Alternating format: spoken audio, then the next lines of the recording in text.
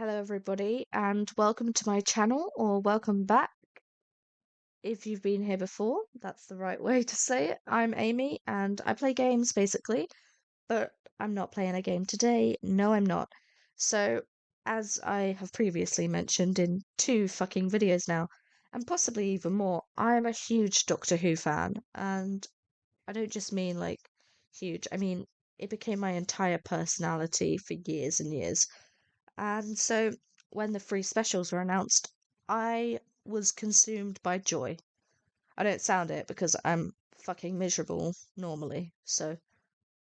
But I was consumed by joy to see not listen, I was very excited to see David Tennant back, but we'd seen him in the 50th, so it just didn't feel as exciting to me as seeing Donna Noble back. So I'm going to get into the premise and then I'm going to tell you what I think. And yeah, we can discuss it in the comments down below. So it starts, that's the right word. It starts with a man entering a toy store in Soho and he chooses a ventriloquy puppet, a dummy. And I've just got to say, the dummy looked a lot like the 11th Doctor. Now, you hear me out because you may think, what the fuck are you on?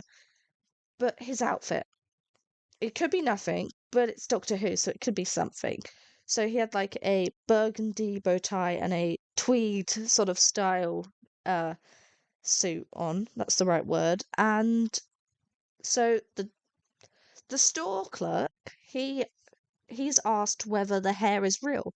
And he says, yeah, the hair is real. And maybe I'm drawing two lines that shouldn't be connected.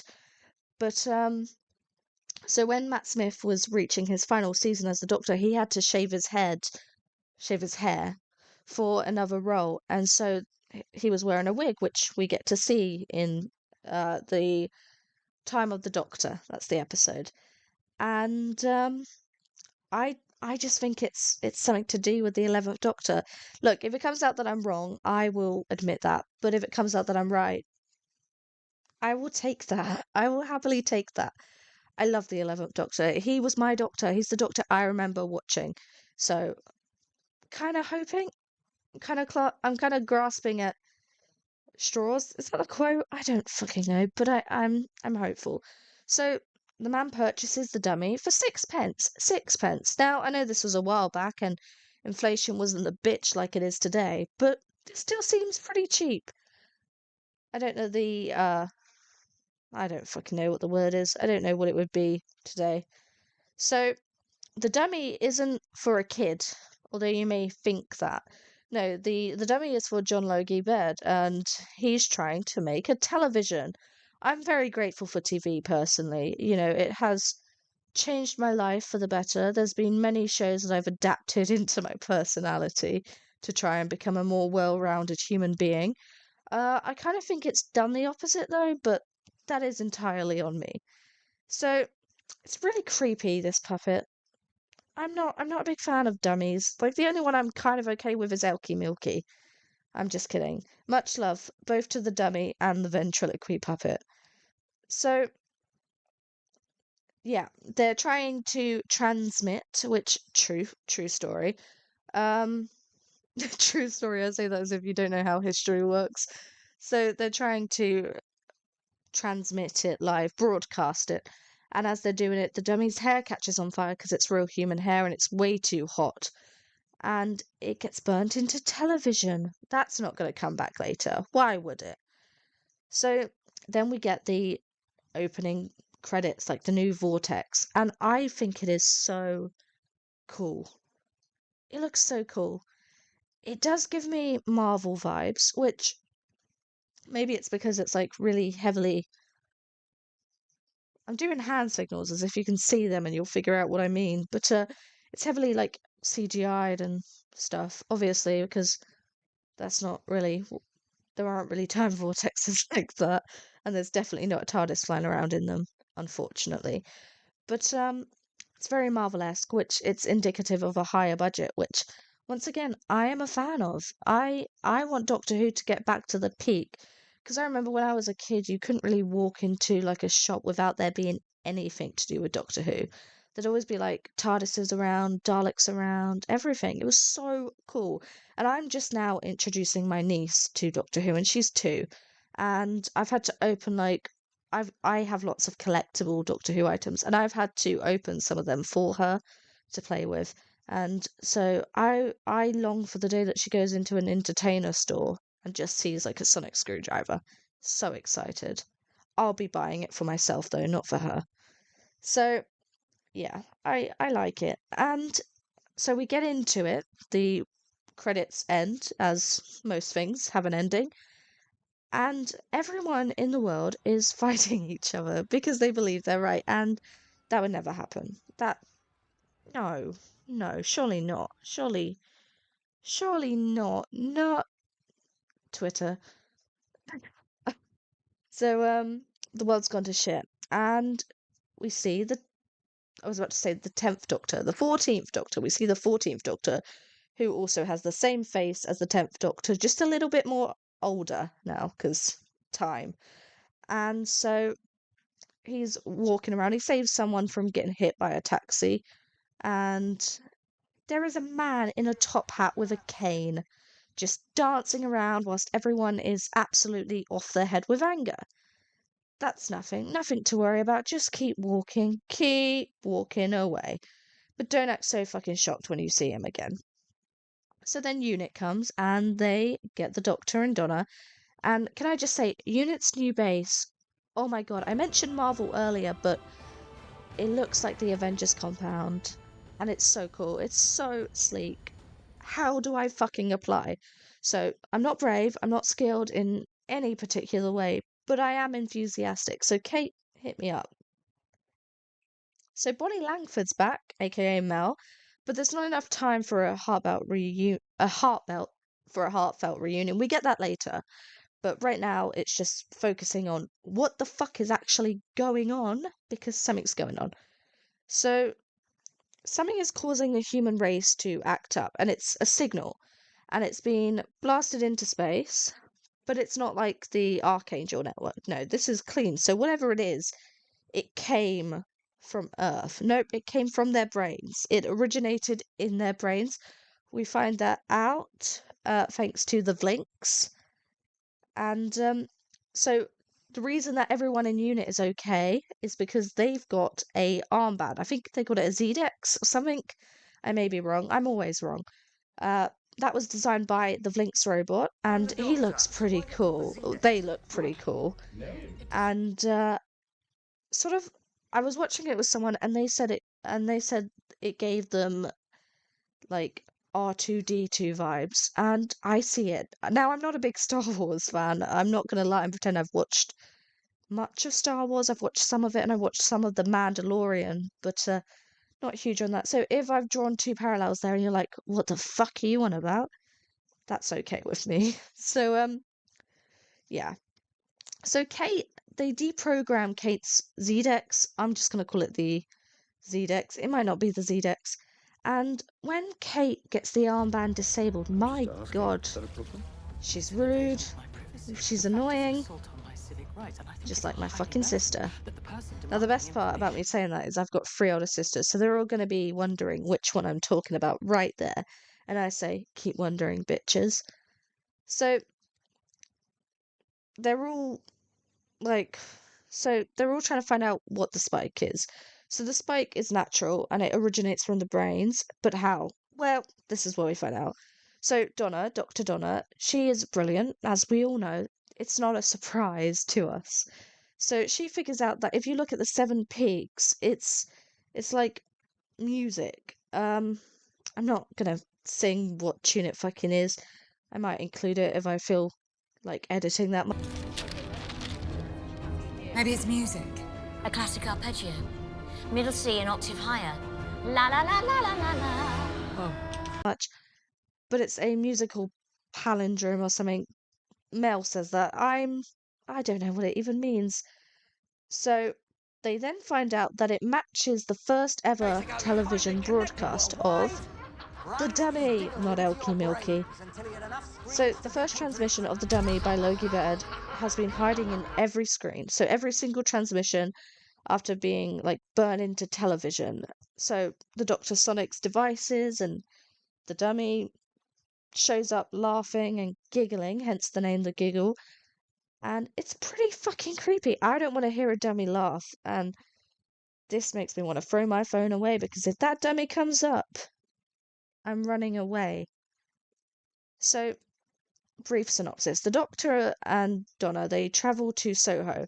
Donna asks the Doctor some questions, but as always, the Doctor is pretty evasive and doesn't really want to talk about how he's doing. But he really should, because that man needs some help. He's been through a bloody lot.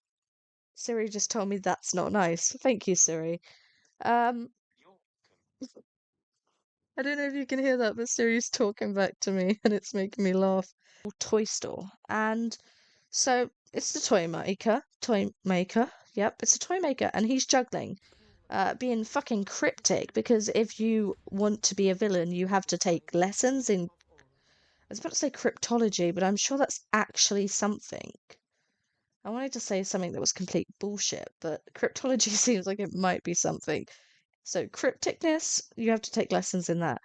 So, the Doctor realizes who he is and he's scared. He's properly scared and he tells Donna to go in the TARDIS and she's like, "You never tell me that. What the fuck is going on, Doc?"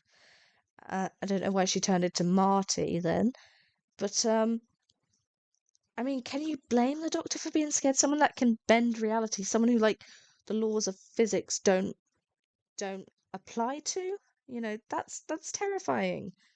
And so the Doctor and Donna get trapped in a maze of like doors and they get separated and the Doctor finds Logie Baird's assistant who's been turned into a ventriloquy dummy and when the Doctor gets him down from where he's hanging after he does a sort of show, he's dead sort of thing. And Donna gets trapped with more dummies.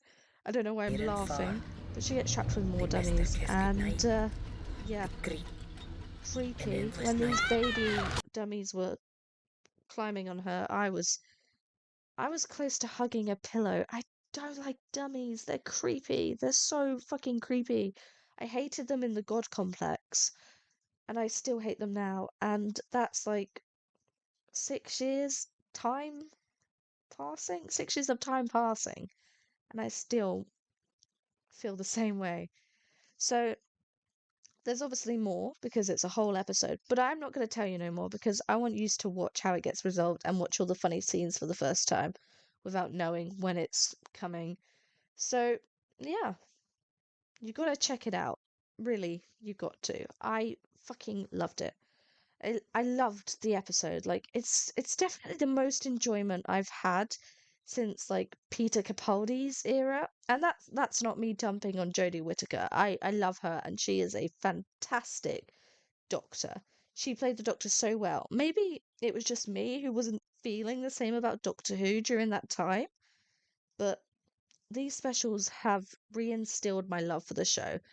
And, you know, as excited as I was to see Tennant back again, most of my excitement was for Catherine Tate. I grew up watching her and perhaps too much. I said, "Am I bothered?" way too fucking much as a teenager. And I'm only 20 now, so up until last year I was still saying it. But obviously, I can't talk about the specials without mentioning quite probably the greatest part of them all. And that would be getting to see Bernard Cribbins reprise his role as Wilf. I think we all love Wilf. I'm not gonna lie, I think Bernard Cribbins playing Wilf kind of became like the nation's granddad a little. Um, Bernard Cribbins had a show on CBeebies. I cannot remember the name, but I remember watching that a lot as a child. And Wilf will forever be hands down one of the greatest characters of Doctor Who ever. He was a true dreamer, but he was also a kind and caring grandfather and a kind and caring man. And if you tell me to stop droning on about him, well, there's only one thing to say to that. No, I shan't. It's Christmas. Yeah. Oi, I'll have. How remarkable that at 94, Bernard decided to be Wilf one more time, and we got a scene which showed Wilf meeting David Tennant one more time. And I'm glad that Will's character lives because his character gets a happy ending, and I'm just glad to know that Will's out there in Doctor Who. It feels a lot more peaceful. I'm very grateful, as are many others, that we all got to see Wilf back. So yeah, I hope Bernard Cribbins rests in peace. An absolute legend, and I don't think there'll ever be anyone like Bernard Cribbins ever again. He wasn't just in the new series of Doctor Who, he was also in a film called uh, The Daleks with Peter Cushing. I believe that's the name. That's his name. I have watched it, and it's now on BBC iPlayer, and it's been colorized. Uh, but also the older version, the black and white version, is still available, I believe, on Amazon Prime. So definitely give it a watch. And yeah. So there wasn't one special that I didn't like. I loved them all for what they were and the messages they spread. The inclusivity does not take away from the story at all. It adds to it. It is 2023, there should be more inclusion, not less. And of course, a few people have decided to use the specials as proof that Doctor Who has gone woke, which, to those people, I I would just like to remind them that the Doctor Who has always been, to quote you, woke. The show aired in 1963 with the first ever female producer at the BBC. The Doctor has always preached love and acceptance. At least that's the message I always received. To see a community that is often the target of hatred and cruelty and violence be included in a TV show is brilliant, and it does so much good for the world. And if you cannot see that, you are too trapped in your bigoted ways. The community certainly needs much more love, and to see them represented on screen is brilliant. And I can only imagine how helpful it will be for individuals in this community to see a reflection of themselves on TV. This is where I'm going to say your opinion about the specials is valid, but if your opinion is filled with cruelty towards a community, it is hateful and should have no space anywhere. It will not be allowed in the comments on my channel and will be deleted. My channel is not place for transphobia or any kind of hatred. So, the Toymaker is sensational. Neil Patrick Harris killed it. But I just wish there was more. And I know what you're thinking. He darts around to spice up your fucking life, and I've never laughed harder. But I think, this is a bit of a spoiler, they shouldn't have ended his character. Like, they shouldn't have given him an ending. They should have left the Toymaker as a looming figure, someone who can come back whenever. I mean, to give a performance like that and then take it away from us, Russell? What are you, a Dalek? Neil Patrick Harris, phenomenal.